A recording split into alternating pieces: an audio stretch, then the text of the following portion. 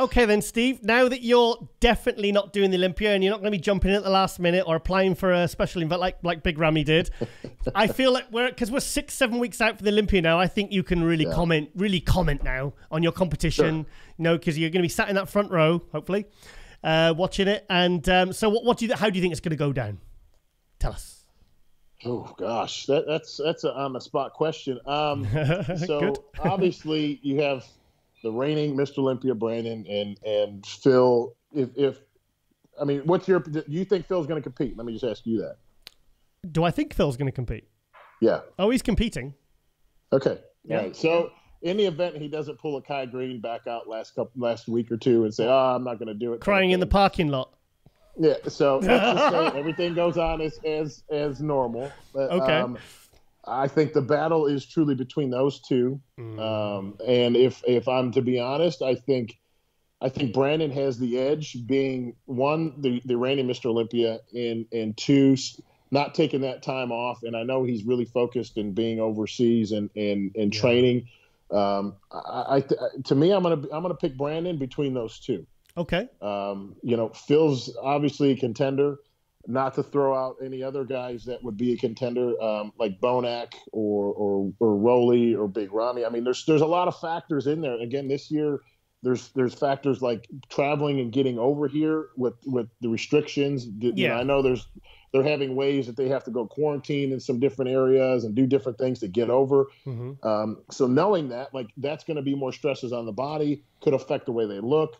And so to me, a top three is really going to be your Bonac, Heath, and Curry, in my opinion, because they're kind of the front runners going in.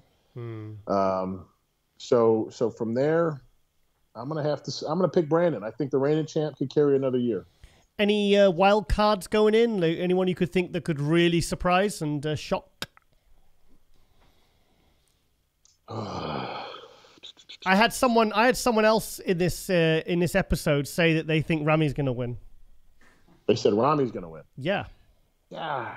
You know, to me, Ramy's best look was New York Pro. And, you know, and what was that?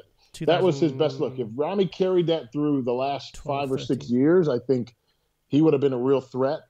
He's fought, I think, fighting condition and size. And when you're that big, it's not easy to get dialed down and get in you know, because your body wants to hold so much mass, you have to feed it so much, yet you're trying to suck it down at the same time. Yeah. It's tricky, and I understand that as a big guy, you know, because you have to eat and I know the mentality, you want to pull back and be like, man, I gotta come down and get as hard as I can, but at the same time, you're going to lose your fullness, and then it's a different look, and it's not a good look. You got to be full.